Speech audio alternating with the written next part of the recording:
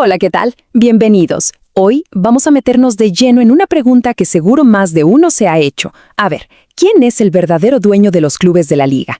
Y la respuesta, créanme, es mucho más complicada de lo que parece. Vamos a ver que hay hasta 4 modelos de propiedad muy pero muy distintos, que están definiendo no solo el presente, sino también el futuro del fútbol español. ¡Arranquemos! Y para empezar vamos con una frase fuerte.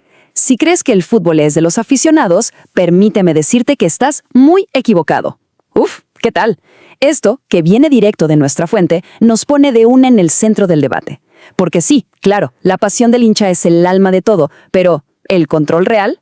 Bueno, ese casi siempre está en otras manos. Pero, ojo, que esto no siempre fue así. Hubo un tiempo, antes de 1990, en que la mayoría de los clubes sí eran de sus aficionados, de sus socios. ¿Qué pasó?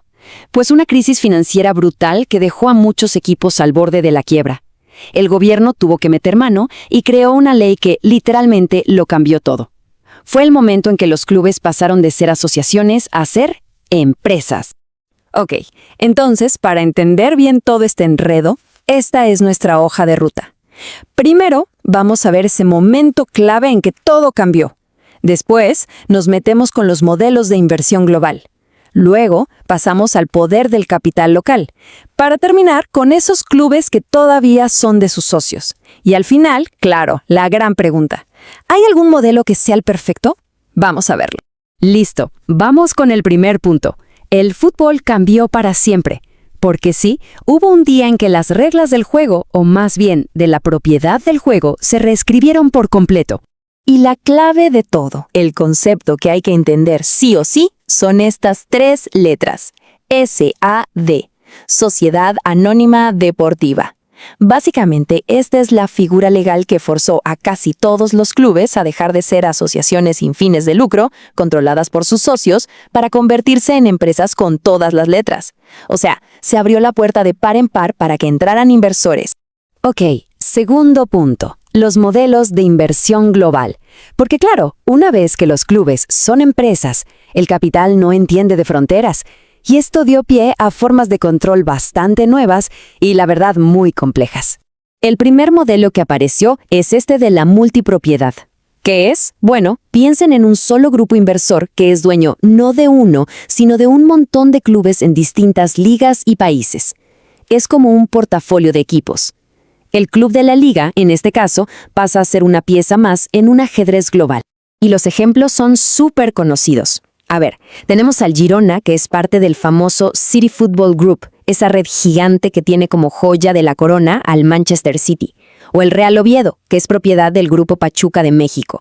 Y uno más reciente, el Español, que ahora lo tiene el mismo grupo que es dueño del Burnley en Inglaterra.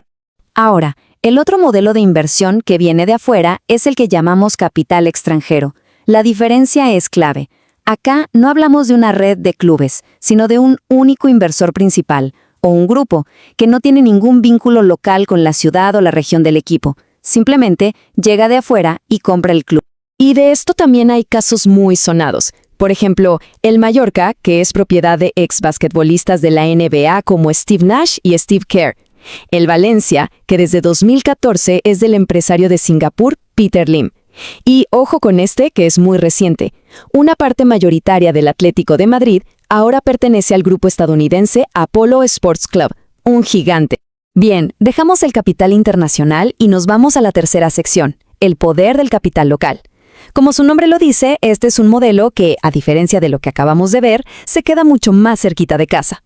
Y lo más interesante de este modelo es que, miren, es el más común en la liga. 9 clubes. Son propiedad de inversores españoles que muchas veces tienen una conexión personal muy fuerte con el club o la ciudad. Esa palabra clave es arraigo, esa conexión con la tierra, con la historia del equipo. Y dentro de este capital local hay como 3 subtipos. Primero, lo que se llama micropropiedad, o sea, muchos accionistas chiquitos y ningún dueño mayoritario. Segundo, el caso clásico del empresario local, el hombre de negocios de la ciudad que compra el equipo de sus amores. Y tercero, algo que podríamos llamar multideporte local, cuando un grupo es dueño del club de fútbol y de otros equipos deportivos de la misma zona. Y para que se entienda bien lo de la micropropiedad, miren este número, 2%. ¿Qué es esto? Bueno, en la Real Sociedad tienen un acuerdo increíble. Nadie, pero nadie puede tener más del 2% de las acciones del club. El resultado, el poder está súper repartido y se evita que una sola persona tome el control. La verdad es un caso de estudio fascinante.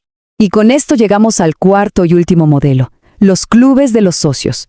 Podríamos decir que estos son los 4 rebeldes, las 4 grandes excepciones a esa ley de 1990. Hablamos de los 4 únicos equipos que, como en ese momento tenían sus cuentas en orden, se salvaron de la obligación de convertirse en SAD. Y son ni más ni menos que el Real Madrid, el Fútbol Club Barcelona, el Athletic Club de Bilbao y el Osasuna. La filosofía acá es bien distinta, es democrática. Se resume en esa idea de un socio, un voto, o un socio, una acción. ¿Qué quiere decir esto?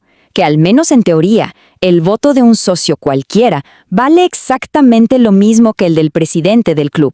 El poder, en esencia, es de la masa social. Bueno, ya vimos los 4 modelos. Ahora sí, vamos a la parte final, a la gran pregunta del millón. ¿Existe un modelo perfecto? Porque al final, todo se reduce a ese eterno debate, a ese equilibrio entre la pasión del hincha y la necesidad del negocio. Y si lo vemos en un gráfico, la foto de la liga queda así. El capital local es el que manda, con 9 clubes. Después tenemos un empate entre el capital extranjero y los clubes de socios, con 4 cada uno. Y al final, el modelo de multipropiedad con 3 equipos. Así, tal cual, es como se reparte el pastel del poder en la primera división española hoy en día. Entonces, ¿cuál es el gran dilema? Pues se resume perfectamente en esta tabla. Por un lado, tienes a los clubes de socios, que priorizan el arraigo, la identidad. Sus decisiones son democráticas, sí, pero a veces lentas. Y su gran problema es que les cuesta un mundo conseguir inversión fresca. Y por el otro lado, tienes las SAD, los clubes empresa. Están hechos para ser ágiles, para tomar decisiones rápido y sobre todo para atraer capital. Y eso al final del día se puede traducir en mejores fichajes o estadios más modernos. Pero lo más importante de todo es entender que esta no es una foto fija, para nada. El mapa de la propiedad en la liga está cambiando todo el tiempo. Sin ir más lejos, en el último año vimos cambios gigantes en la propiedad tanto del Español como del Atlético de Madrid. Esto demuestra lo increíblemente dinámico que es todo. Y todo esto nos deja con una pregunta flotando en el aire. Para pensar, con tanto capital dando vueltas por el mundo, buscando dónde invertir en el deporte rey, la pregunta es inevitable. ¿Quién será el próximo? Porque este juego de tronos por la propiedad del fútbol parece que recién está empezando.